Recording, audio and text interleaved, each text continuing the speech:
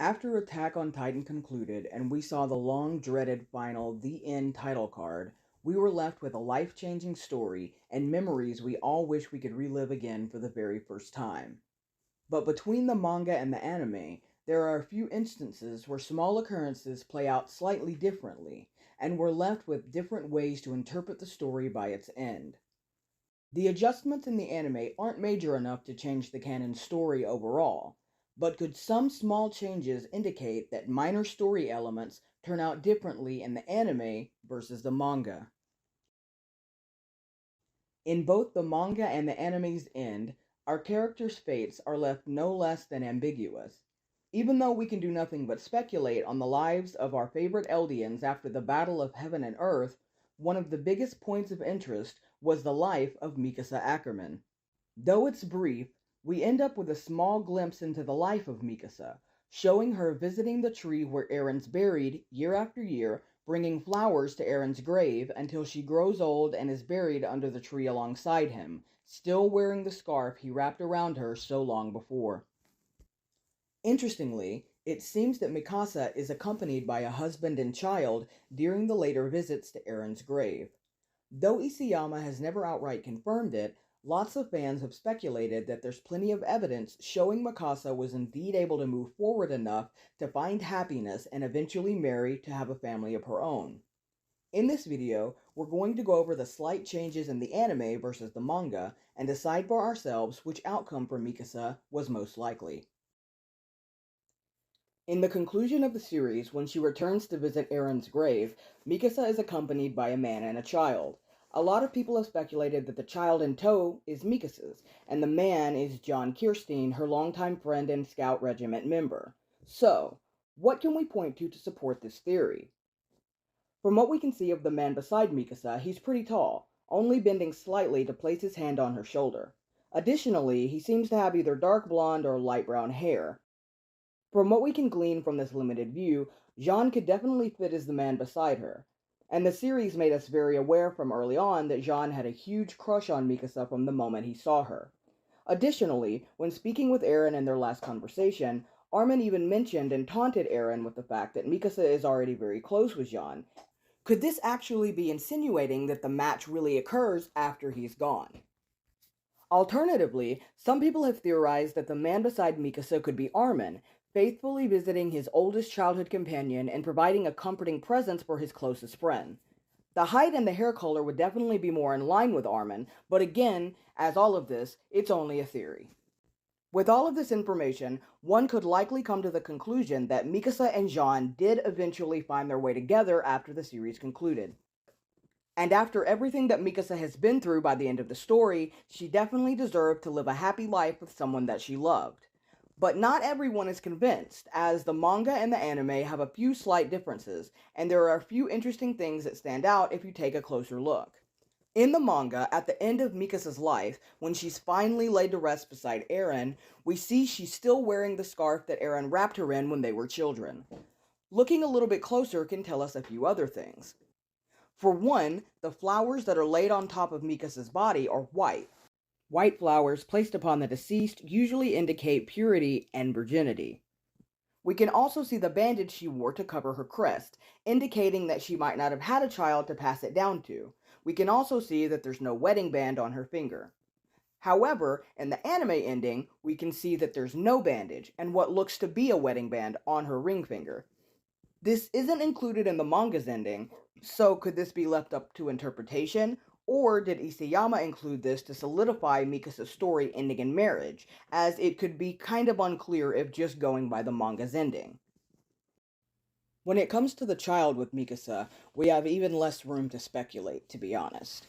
We can see that the child bears a resemblance to her with short black hair.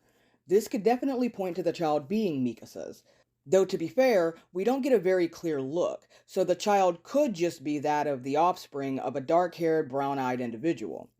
But if not Mikasa's child, who on earth could it belong to?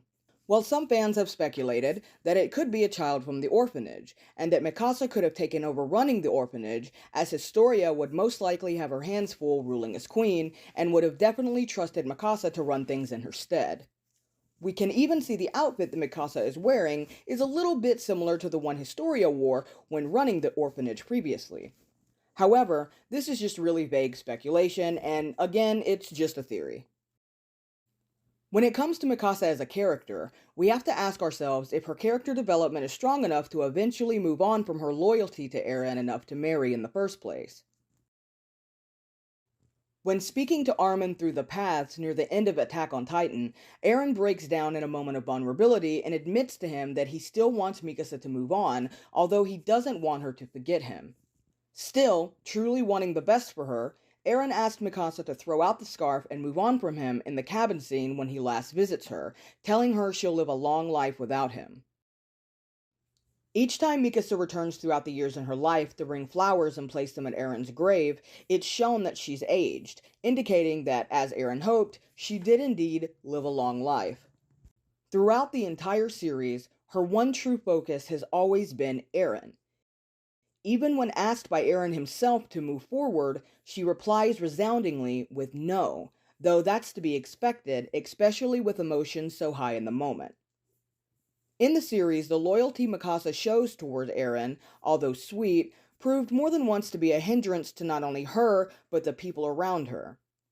To steel herself in the end and do what had to be done was a phenomenal act of strength as well as love. One could likely conclude that if she was capable of this immense task while still loving Eren, she could likely find it within her heart to move on with another while never forgetting her beloved Eren Yeager.